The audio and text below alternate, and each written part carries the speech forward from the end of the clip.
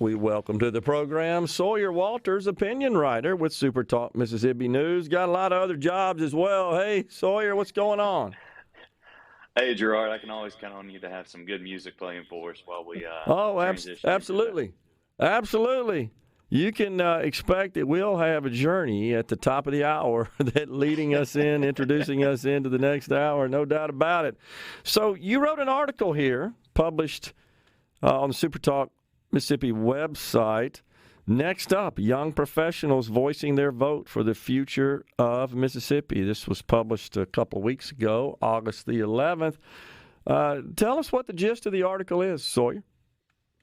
Yes, sir. So we really appreciate. I'm a board member of the Mississippi Gulf Coast Board of Young Professionals, and we got to partner with Super Talk to kind of give our view on some of the important issues related to Mississippi. And so I wrote a little bit. I've been very involved growing up about politics and elections, and it was kind of timely that for August I stepped up and had an article written about the election process and how young professionals are kind of the next up, and whether that is helping our elected officials become elected or through campaigns, or whether that's just getting involved and getting out and having your voice heard in the voting process. I've been able to work on Capitol Hill and meet everybody from President Trump and Vice President Pence all the way down to our local senators and congressional staffers and members as well, working on different mayoral campaigns and state positions as well. So got a real big heart for South Mississippi and just spreading how our state is one of the best, if not the best, in the nation.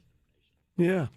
So are you finding, Sawyer, that folks in that age group and that age range, are they getting more involved in the political process, less, about the same? What do you think?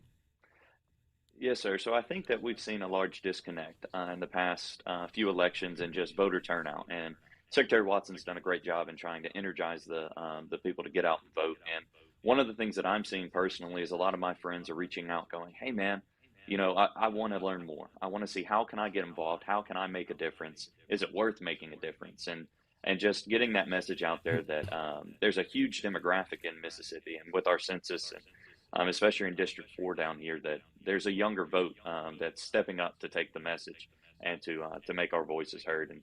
And it's just connecting them with how they feel and seeing how, getting messages out there that they can relate to. Yeah. Are there any sort of distinctions in policy views or things that you may think of that are perhaps more important to that age group and young professionals in particular versus, say, folks with a few more birthdays in the bank like me? Well, yes, sir. I think that a lot of it can correlate and go across the aisle. Whether you lean conservative or more liberal, whether you're younger, you're older, it's just seeing the success that Mississippi has. And two of the biggest things that I like to tout and point out in Mississippi is our recent economic development achievements, as well as our educational achievements that we have, and letting people know that, I mean, Mississippi, as I'm sure you know, has grown exponentially. While the nation was falling behind during COVID, our fourth grade reading and math has jumped to one of the top of the nation, one of the Yeah. top highest achieving growth that we've had. And our dynamic development projects, from all the way up in the Delta to down here on the coast to even up in North Mississippi, we've just seen a growth of industries that want to move here, and especially the Gulf Blue we have down here on the coast with one of my favorite stories, Ocean Aero. They moved from San Diego down here to Gulfport, Mississippi, to be a part of what's going on here. That our state is open, and it's remained open through some of the hardest times in our nation's history, and we have a history of helping those industries come here. Yeah. Do you feel like, Sawyer, that candidates are working more to appeal to the younger generations, or do you think that maybe some of them are ignoring them? I do feel like we have a strong contingent that's working toward that younger generation. I mean, we have a lot of younger people that have been elected and brought into the political ring, from friends of mine like Kent McCarty up in Hattiesburg, and we have all over the coast between Kevin Felcher and I mean, there's these different state representatives and industry people that understand that they need to get the younger vote involved, and they've done a good job doing different talks with whether it's the ADP in Hattiesburg, or like I said, the young professional group down here on the Gulf Coast, we've had a lot of our political people reach out. I'm on the policy and government board for the young professionals, and a lot of our representatives and state elected officials have done a great job in reaching out, saying, "How can I get involved? How can I help? How can I support you as young professionals?" Yeah. You talked in your article about what you described as upsets during your college tenure that you thought were driven by younger voters. You discuss Representative Missy McGee, for example, and then 25-year-old Toby Barker, who unseated the mayor, of course, of Hattiesburg, who unseated an incumbent to become the mayor of Hattiesburg, of the hub city. So you believe that that the young professionals, those in that age group, the burgeoning sort of voter set, make a big difference? Yes, sir, absolutely. And I think, especially with Mayor Barker's campaign, I mean, as a 35-year-old that's coming in from being a state rep to trying to take mayoralship of one of the largest cities we have in our state, and having an incumbent that was there, I mean, beating an incumbent's hard in any year. And Mayor Barker really leaned into the young vote through Betsy Mercier, Melissa now Hughes, and some of our leadership here at USM.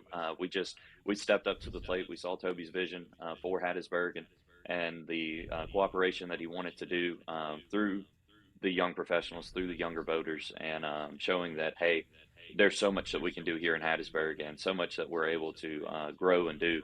And he leaned into us, and we leaned into him, and he won by a pretty good margin. And then right after that, helping Missy McGee get elected. I mean, it was just the younger people saw the need for people that understood our values and the people that would represent us in the position.